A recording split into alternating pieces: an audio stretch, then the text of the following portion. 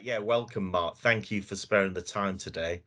It really is great to have the opportunity to share your success story with a wider audience. For my part, I've been involved in healthcare IT for over 30 years, and I have to say, genuinely, this project is probably the most exciting and innovative one that I've had the privilege to be part of. So if we go back to the beginning, they say necessity is the mother of invention, and I think the necessity was primarily caused by COVID. But Mark, can you explain what the scale of the challenge was facing your trust post 2020? And I know you came up with this idea of think big, but could you explain to the audience what think big was and where that initiative came from? So thanks, Pete. Thanks for an opportunity to be sharing sort of our ideas and thoughts and our project today. So Mark Mould, I'm the Chief Operating Officer at University Hospital Dorset, and I'm the Senior Responsible Officer that has led the project. But I'm actually only one of the people who've actually been part of implementing the project to date. So lots and lots of other colleagues have been involved. Relationship with InTouch during that time. InTouch have been a strategic partner in creating the solution that we term Think Big, and the result was the Dorset Health Village. I suppose, where did we come from? Like every other organisation across the country, our focus during COVID was on urgent and emergency care, and it would be fair to say that routine elective care either slowed, stalled, or stopped in some cases, and therefore we're probably left with four challenges. One, the Dorset system particularly had 110,000 patients that were waiting for care, and then the clinical risk that that brings. Number two, high proportion of those people were waiting long periods of time, predominantly over 52 weeks. Three, our existing estate had limited and no spare capacity. So as we went through the COVID period, our accommodation was repurposed, like many organisations across the country. And one of the things we felt that we didn't have the resilience that as we go through another COVID wave, I suspect we're probably going through wave 4, starting to go through wave 4 now, that actually there's a potential we lose some of our capacity that would be repurposed into supporting COVID.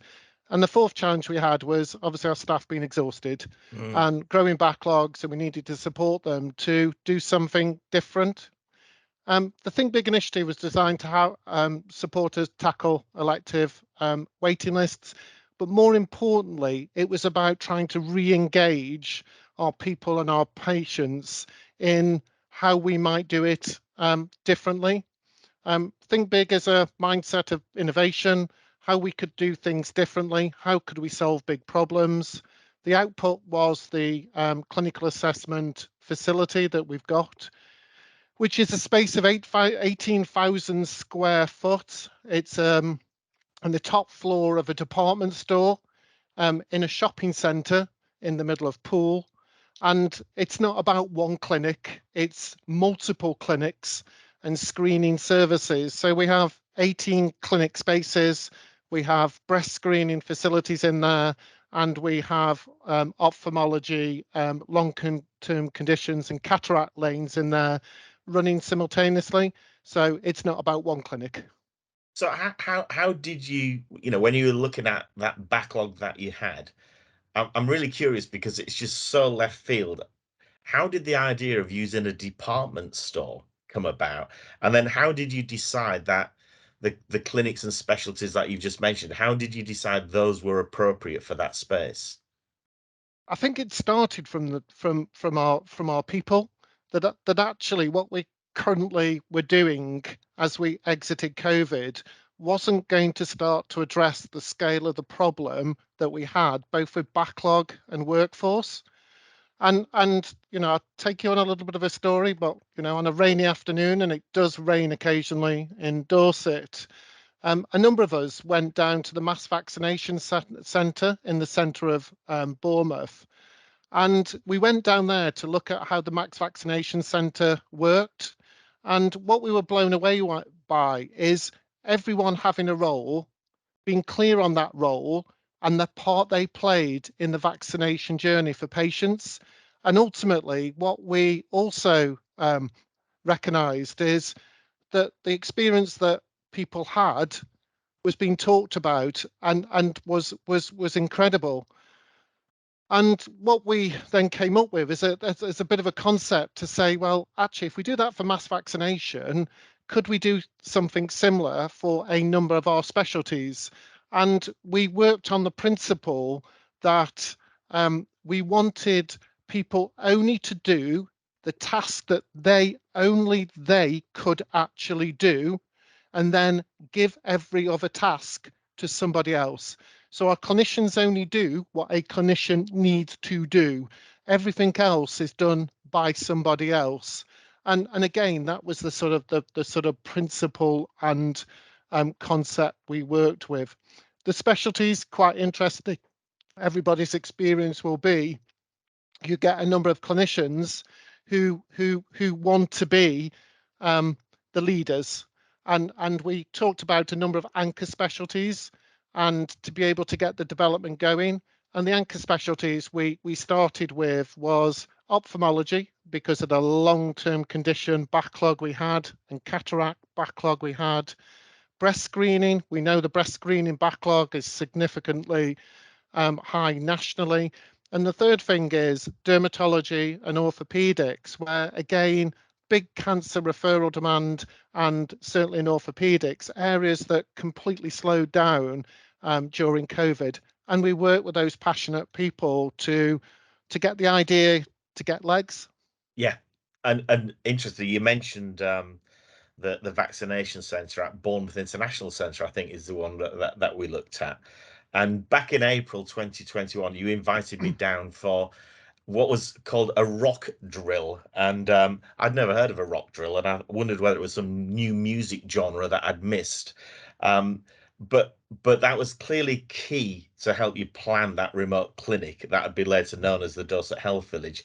So could you, for the rest of the audience, explain what a rock drill is and why it was so important?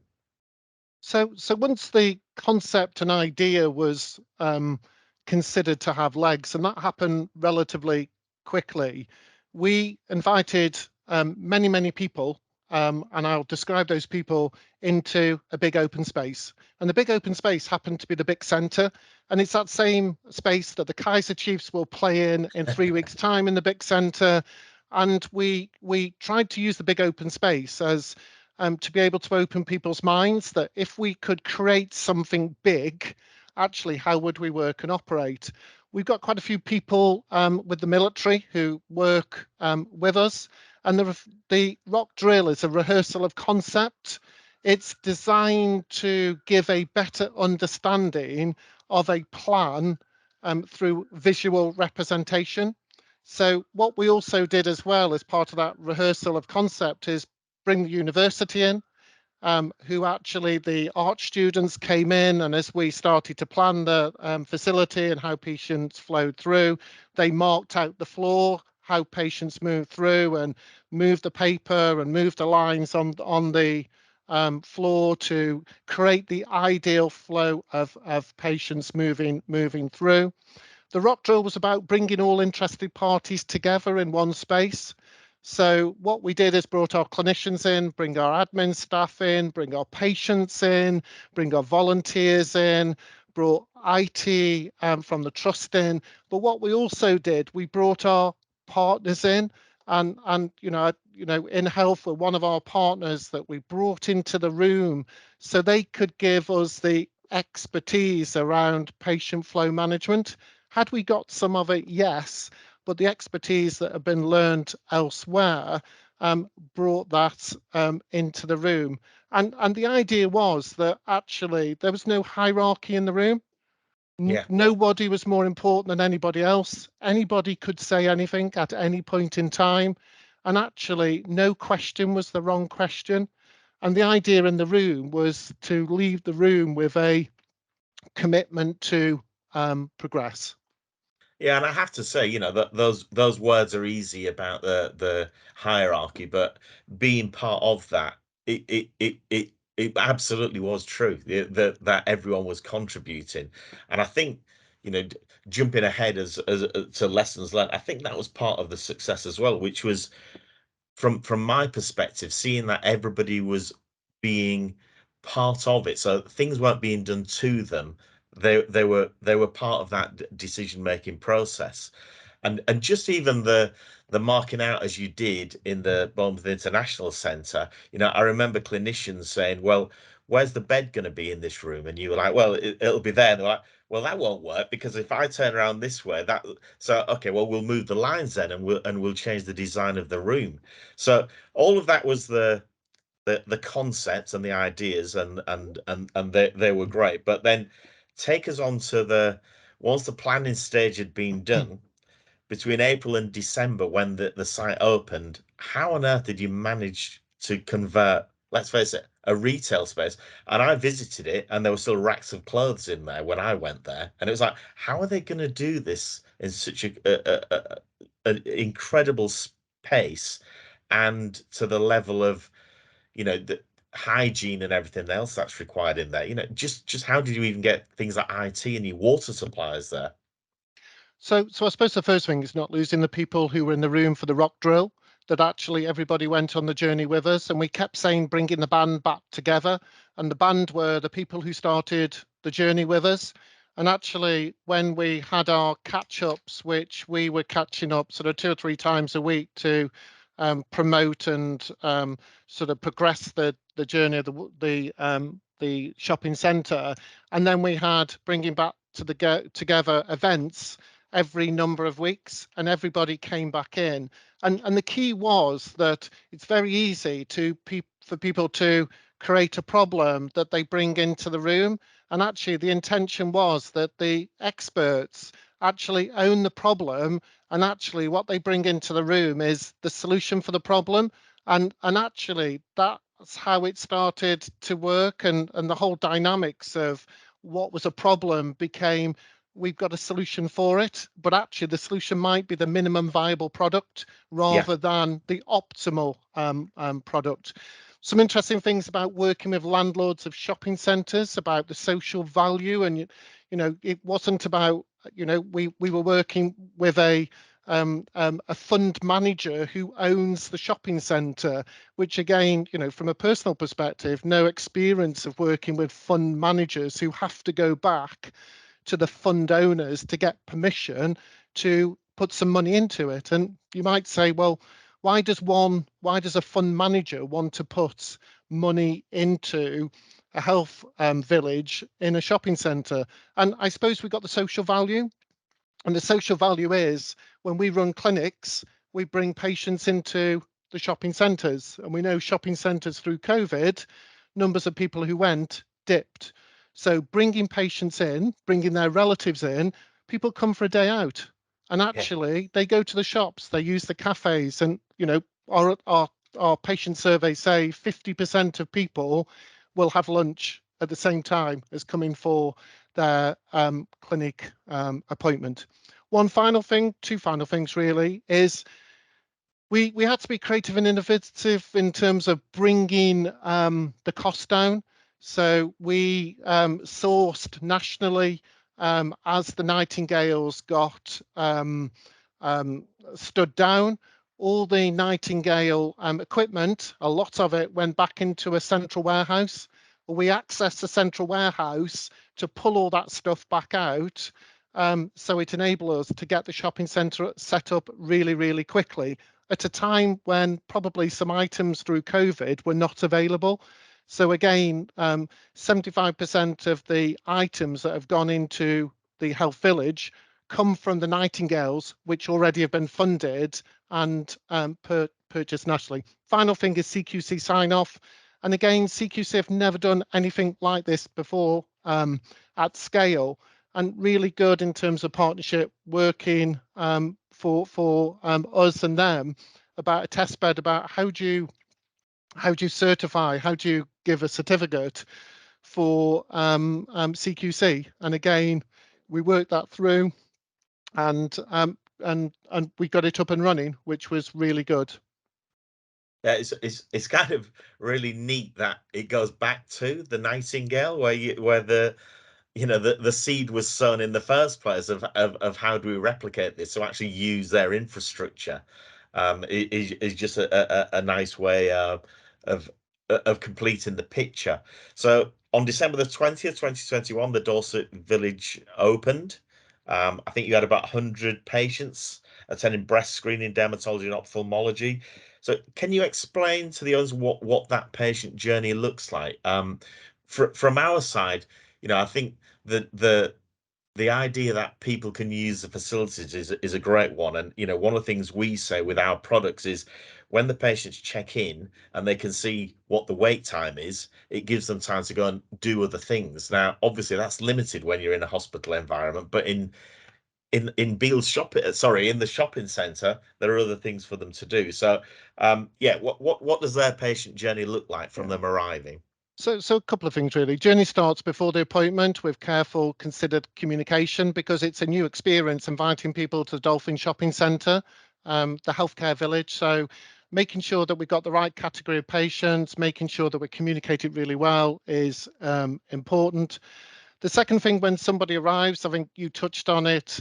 Lots of support with volunteers. We got 65 volunteers employed. People are checked in using the iPad ahead of entering the clinic before they go up the escalator. If they're very early, they're invited to go and get a drink. We don't bring people up until their appointment is within 5 or 10 minutes. And again, I think, as you said, that the ability to be able to do that, to recognize somebody's arrived, but actually ask them to go somewhere else, has been incredibly powerful. And that check-in is done by volunteers. And, I have to say that the volunteers are incredibly passionate about what they do. And actually, it's from our younger volunteers to our more elderly volunteers. They all can use the technology and they use the iPads. It's simple, but they feel they're doing a real job in helping supporting our patients. The consultation wise, in terms of the different clinics, dependent on, it's very much a system type view. So if in ophthalmology, long-term conditions, the technicians are in each of the rooms, the patient moves from room to room, and actually at the end of it, the consultant will see only those patients he needs to see. Right. The breast screening, let's use dermatology as an example, doing 80, 90, 100 patient clinics with one consultant. The consultant goes with her cancer clinics. She will go from room to room. The patient is actually ready and prepared. Yeah. Is undressed, ready for the clinician, is pre-prepared with the support worker, nurse in the room. The clinician will go in and then determine whether there's a biopsy requested, using their clinical advice, their clinical expertise to determine next steps. The consultant then, obviously using all their skills, then departs from the room, and actually the nurse, the support worker would continue on the patient journey with them, dependent on what the outcome is. And then the consultant goes to the next room. And that is probably the way that we've sort of created that innovation. Yeah. What we've also got is obviously the bit about the added value. So we've got wellbeing offer, health coaching and support and guidance. So in orthopedics, so people are coming down for their hip replacements. We've got some offers around wellbeing, about things like weight loss, health coaching, how we can prevent them needing to have a hip and knee replacement. But if they do, they're optimized before they go on for their surgery. So that was at the beginning, and obviously you've explained very eloquently how the system works. So it's been operational now for 8 months. What do the results look like? I mean, I know, but I'll let you tell everyone else. So the first thing is the patient satisfaction is totally incredible. 99 point whatever Amazing. percent of people love the experience coming to shopping centre, love the experience of the flow, love the fact that they don't wait long time. They probably at times do, but they're not waiting in the clinic, they're waiting elsewhere having a cup of coffee. So that's the first thing. Our people love working in the facility, and they love the ability to create the innovation. we've seen 8,500 patients through the clinical process. So our breast screening now is probably one of the best in the country in terms of recovery. And you might say, why, Mark? Before, people were going on the back of trailers with the rurality of Dorset. What we've been able to do is to attract a wider group of people to come to a static facility. And again, the time it takes to put somebody on a mobile trailer compared to walking in and out of a room in a shopping centre that's very, very slick has been incredibly powerful. Dermatology has tripled its pandemic capacity. So, seeing 96 patients in a 3-hour morning, which is incredibly good. And orthopedics, we've seen our total waiting list reduction, 52% reduction. And there's many, many other, I suppose, markers. But I think at the moment, we believe it's a success. We want to continue to do some more work. We've got a 4-year agreement on the facility. Right. We want it to grow into something which is part of a much bigger offer in terms of a health village. We don't think shopping centres will be what they are at the moment. There will be more of a health and well-being part of shopping centres, and we want to be part of that innovation and creativity. Fantastic. Well, I mean, the Dorset Health Village has been hailed as a blueprint for others to follow, and I know you've had high praise indeed from Secretary of State for Health and Social Care, and also the Chief Executive of NHS England, Amanda Pritchard, as well. So, in summary, so that we can hand over to some questions, what are the key lessons you've learnt during this project that you share with people preparing to embark on a similar project? Because I'm thinking, that CDCs are becoming more and more prevalent, and whilst they won't necessarily be in a shopping centre, I'm sure some of the lessons you've learned and could share with them will help in their thought processes. Okay, so lots of lessons, but just sort of 3 or 4 sort of key ones.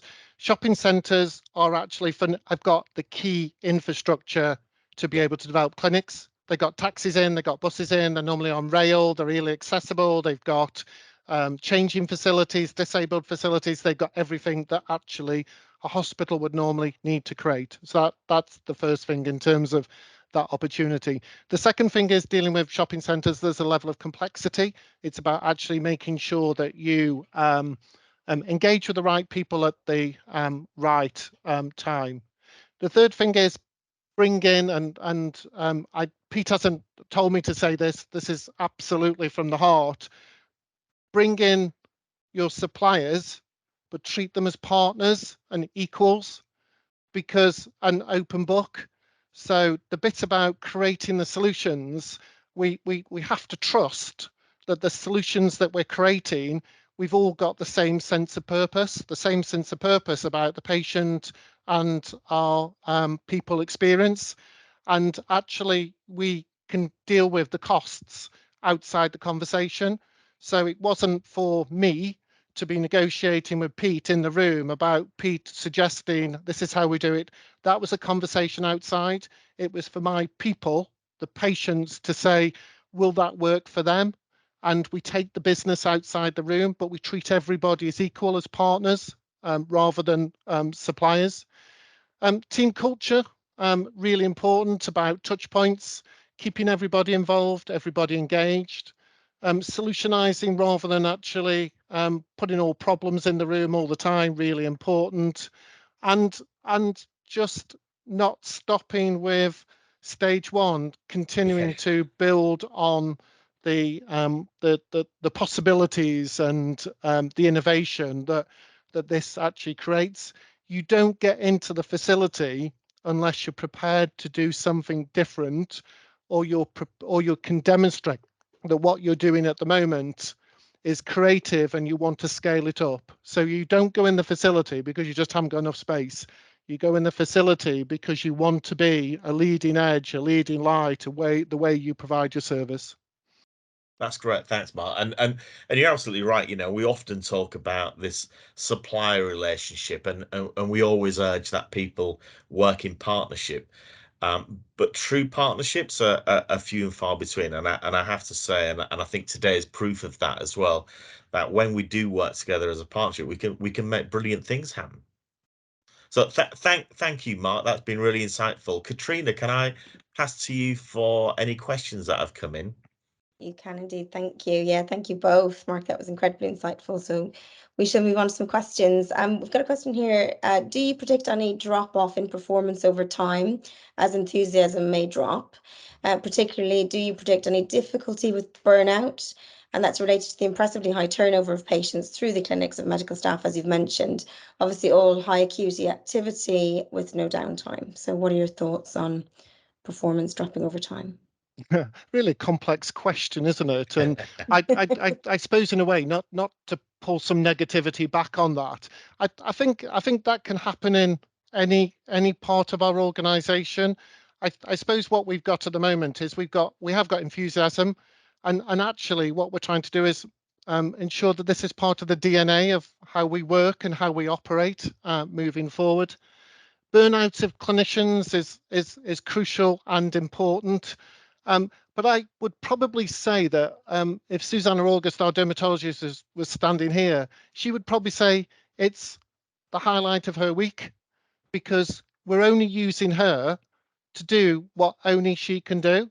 And actually, she probably doesn't have to work incredibly harder to actually do what she wants to do every single day of the week. So I think I'm mindful of burnout. I'm mindful of people dropping off. I think we just got to go with it, and we've just got to monitor it over a period of time. Yeah, I don't know what more to say about that. Great, thank you. We've had some questions come through to me directly, so I'll go through that. But if there's any other questions, if you can just pop them in the chat quickly for us, that would be great. Another one here is relating, I suppose, in terms of what's just gone through. It's quite a different way of working, and so how has that been received by staff across Dorset? I think actually the teams, our people, have been the ones with our patient who've co-designed the offer. So this isn't about something done to a group of people. This has actually been alongside people wanting to do something different, relating to the fact that actually if they carry on doing what they're doing, people are sitting on waiting lists rather than actually the right people being seen in clinic. And we all know that there's many people on the waiting list who actually are waiting and concerned about waiting, but actually there may not be anything wrong with them. And actually, or what is wrong with them could actually be through self-care supported or back to their GP. So we've got a group of people who are waiting on our lists that actually are worrying about, stressed about waiting on our waiting lists. And the idea, certainly with ophthalmology, is trying to see as many people as possible to reassure them that actually they can go back to primary care or they can go back to self-care, and there's nothing remarkable to worry about. But also to pick up those people who maybe there is something to be concerned about and get them on a pathway as quickly as possible. Thank you, Mark. There's no more questions on this side. If there are any questions from our audience, pop them in the chat or raise your hand. We'll just give you a moment or so to do so.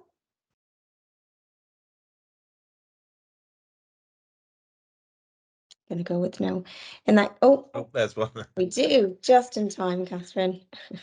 Sorry. You're right. I just wondered, we're looking at ways of managing our lists in our own hospital, and some of the important work for us is the ability to flex as the waiting lists change. So you've talked about, and this is amazing, clearly. How does your system flex when the waiting list, for example, for your breast patients is now markedly reduced? Is it easy enough to then look across your system and say, well, now our waiting list for MaxFax patients is enormous, we can now change and flex over time? Or does this become quite a rigid system? So I think your example you give of breast has got to be relatively rigid, in the sense it's a purpose facility, which obviously has got mammography in it as well. I suppose the flex in terms of things like breast screening would be to extend the access to people from a wider distance who actually are struggling a little bit more, or from different parts of the county, or actually reducing other elements of the service. So I think breast is probably quite rigid. The other clinics are multi-purpose space, 18 generic clinical rooms that actually can be used for any specialty. It may not be, the example you're given in terms of oral surgery. What we wouldn't do is probably move oral surgery in there. What we would do is give oral surgery more capacity back in the base, and we would move other specialties into the flexible capacity to create additional capacity for oral surgery in the facilities that they would probably be more productive in. So there is an element of flexibility completely around the space, and happy to share the generic space with you, and we do call it a generic space. Great, thank you, Mark. Just the last call, if there's any questions before we finish up, just a couple of minutes over.